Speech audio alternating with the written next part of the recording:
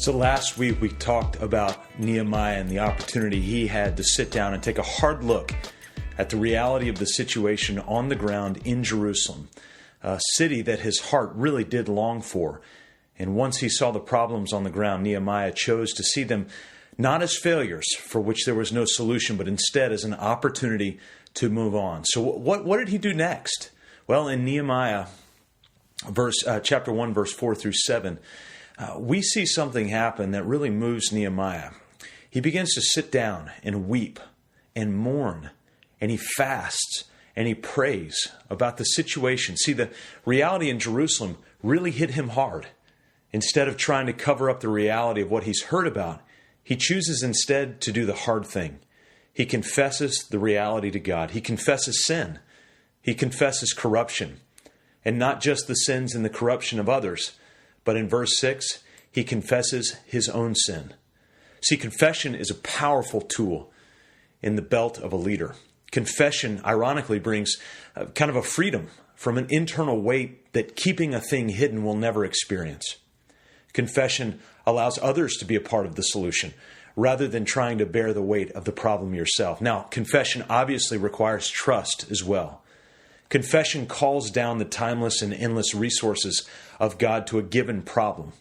And with confession, the power of God's Spirit now has access to intercede, to come in and to bring that enduring power. When we confess, we also have, at that point, the freedom to ask God for His wisdom. James tells us in James 1:5 that if we lack wisdom, we should do one thing: ask God. That's it. Ask God. No magic formulas, no pilgrimages, no rituals, just ask God. And then we find out that God will give generously to all, and He'll do it without making you feel silly about asking. It's an incredible offer by God, really. And in our ignorance, we ask, and in His generosity, He gives. The benefits don't stop there. When we receive the wisdom, look at the fruit that comes from that wisdom in Proverbs 3:22 through 26.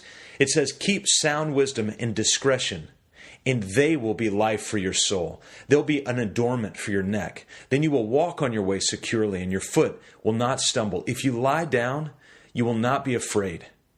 When you lie down, your sleep will be sweet. Do not be afraid of a southern terror or the ruin of the wicked when it comes, for the Lord will be your confidence and will keep your foot from being caught." Wow.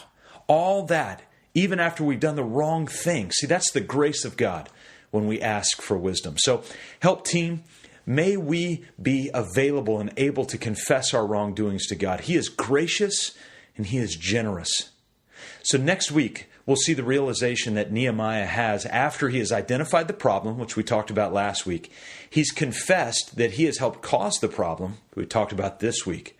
And this week, let's not be afraid to confess, which then gets us one step closer to making disciples through domains from the freedom that God offers.